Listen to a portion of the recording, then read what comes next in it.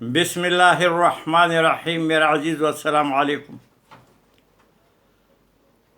حضرت ابوبکر رضی اللہ عنہ کے زمانے میں جنگ یمامہ جو اسلام کی بہت بڑی جنگ ہے اور جس میں 1000 سے زیادہ صحابہ کرام و تابعین جو قرآن کے عالم اور حافظ تھے وہ شہید ہوئے تھے،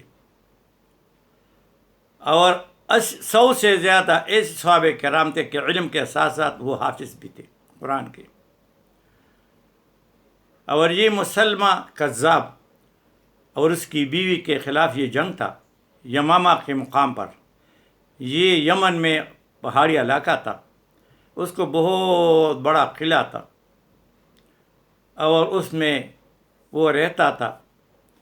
اس کے پاس لگ بھگ جو تھے 1 لاکھ کے قریب لوگ تھے، فوجی تھے جو اس کے اس وقت جنگجو تھے، اور مسلمانوں کی تعداد 12,000 تھی۔ اور مسلمان جو تھے ان کا جو سپہ سالار تھا وہ حضرت خالد بن ولید تھے، اور بہت سخت جنگ ہوئی اور اللہ نے مسلمانوں کو فتح دی۔ یہ اسلام میں سب سے جو مسلمانوں کو نقصان جنگ میں ہوئی وہ جنگ یمامہ تھا۔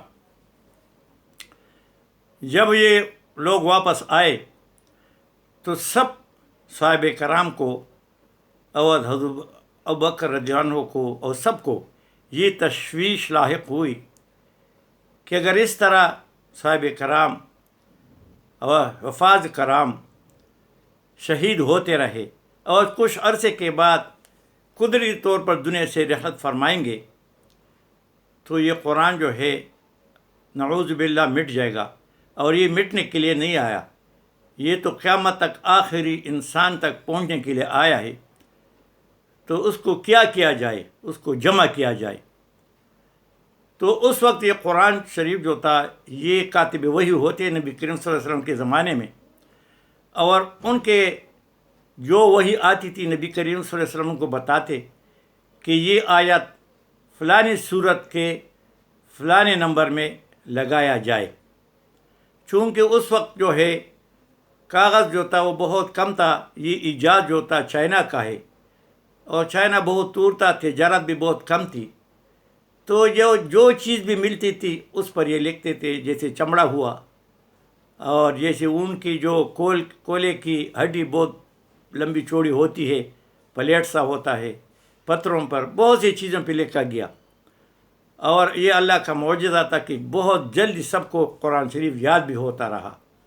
تو کئی صحابہ کرام کو یاد تھا، حفظ تھا، مگر آخر ان لوگوں نے دنیا سے جانا بھی تھا، تو یہ سب کو یہ فکر لاحق ہوئی، سب بیٹھ گئے اور پھر مشورہ ہوتا رہا، اور پھر قرآن شریف کو جمع کرنے کے لیے اور کاغذوں پہ لکھنے کے لیے ایک ترتیب طے ہوا، ایک طریقہ کار طے ہوا، اور اس کا مقصد یہ تھا کہ قرآن میں ایسی کوئی لفظ، کوئی بھی ایسے لفظ نہ ہو جس قرآن کا نہ ہو اس میں لکھا جائے۔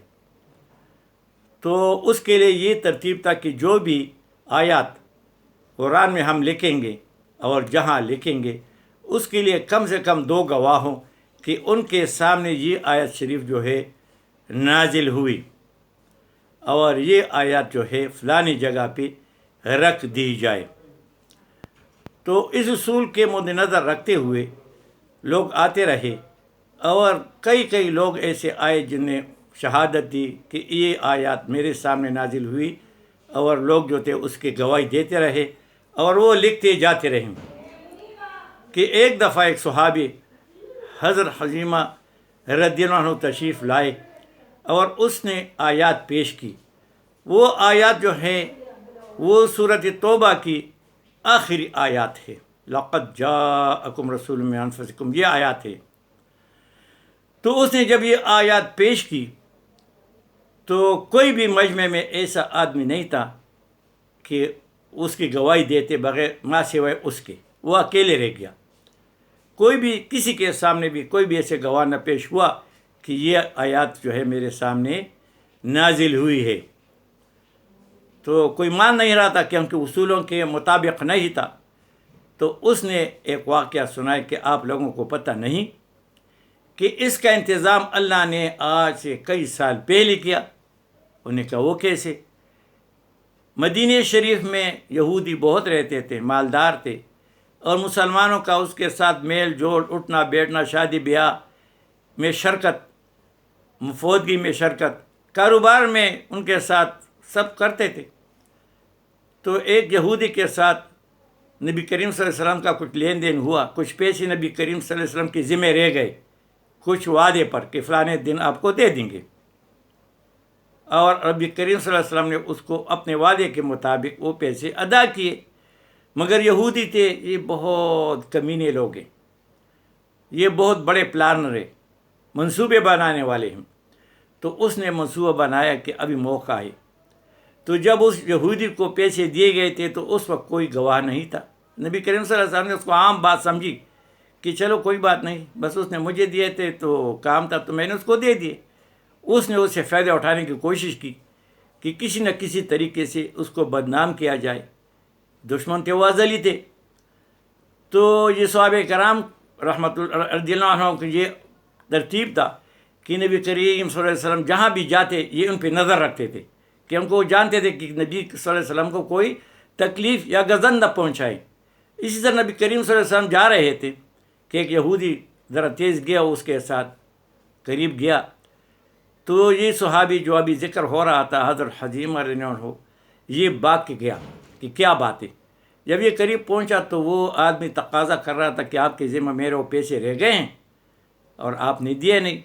نبی کریم صلی اللہ علیہ وسلم نے فرمایا کہ بھائی وہ تو میں نے آپ کو کب کیا ادا کیے، کیونکہ جو وعدہ میں نے کیا تھا وہ تو کب کا ادا کیے، بس بات ختم ہے.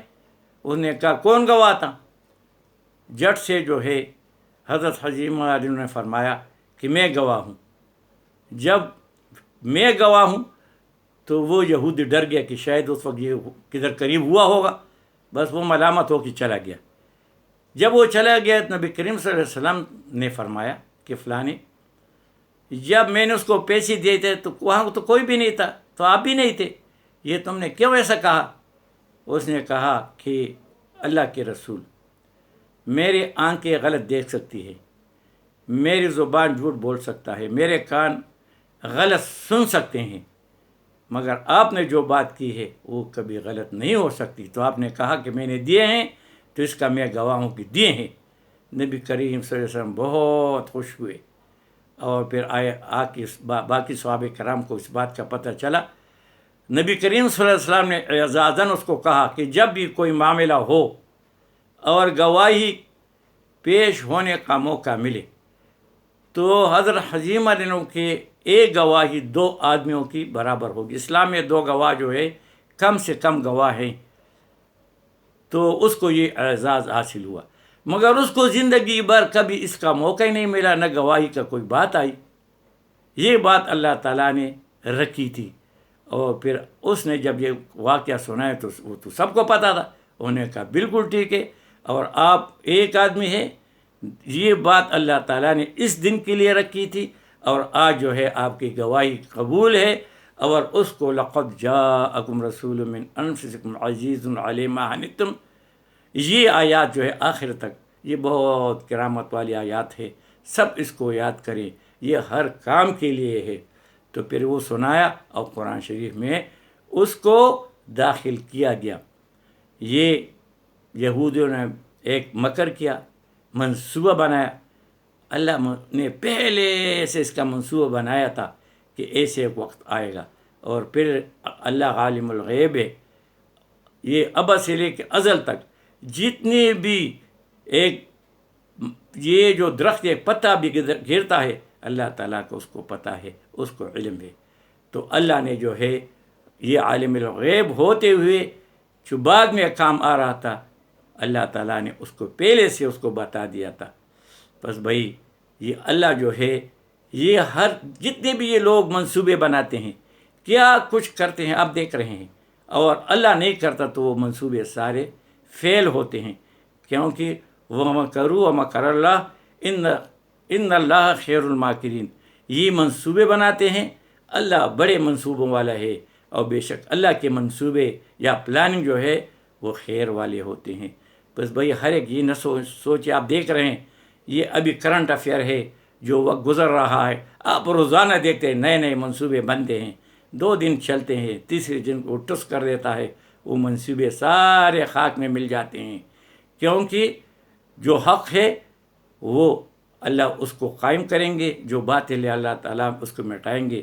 اللہ نے فرمایا لقد جاءکم، اللہ نے فرمایا جاء الحق وزهق الباطل ان الباطل کان زہوقا، حق آ گیا اور باطل مٹ گیا، اور بے شک جو ہے باطل مٹنے والی چیز ہیں۔ بھائی اللہ کے سامنے جو دنیا میں لوگ پلاننگ کرتے ہیں، جو ایسی چیزیں کرتے ہیں، وہ یہ بھول جاتے ہیں کہ اللہ بھی ہے، اللہ بھی دیکھ رہے ہیں۔ اپنے بچوں کے لیے اور اپنے رشتہ داروں کے لیے، اپنے نام کے لیے، اپنے آخرت کی زندگی کو کیوں خراب کرتے ہو؟ بھائی کل یہ اولاد تمہارا کوئی نہیں پوچھے گا، قبر میں اکیلے ہوں گے، محشر میں اللہ کے سامنے اکیلے کھڑے ہوں گے۔ ابھی سارے 25 کروڑ عوام کا بچے کا ٹیکس جو ہے وہ جمع ہو رہا ہے، اور یہ حرام خور اس پہ عیاشی کریں گے۔ ان حرام خوروں سے پوچھا جائے گا کہ یہ کس کے پیسے تھے، کہاں سے آئے تھے، تم کیوں خرچ کرتے تھے؟ اس کا وہ کیا جواب دیں گے؟ کچھ جواب بھی نہیں دے سکیں گے۔ اور یہ کس سے معاف کروائیں گے؟ جو تنخواہ بھی لیتے ہیں یہ بھی عوام کے پیسے، جو بھی کرتے ہیں اپنے لیے مراعات بڑھاتے ہیں یہ بھی سب عوام کے ہیں، اور یہ اللہ کے سامنے جواب دہ ہوں گے۔ پھر اللہ جب پوچھے گا کیا جواب دے گا؟ وَمَا عَلَيْنَا إِلَّا الْبَلَاغُ۔